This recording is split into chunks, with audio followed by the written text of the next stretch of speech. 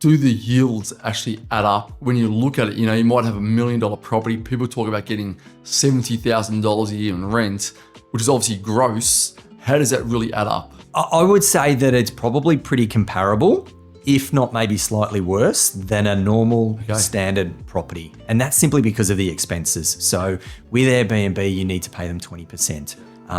There's a new tax that's come in for short-term stays. Short-term stays, thank you. So there's another expense. We pay our cleaner every time that a guest books checks out. So there's a cleaning fee that's associated with that.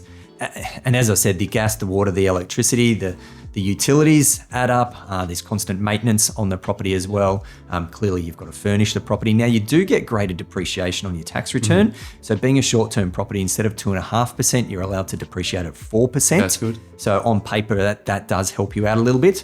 But when you sort of look at the comparisons, there's certainly no greater advantage. So would you say, hey, listen, there's nothing wrong going into Airbnb, but be honest with yourself?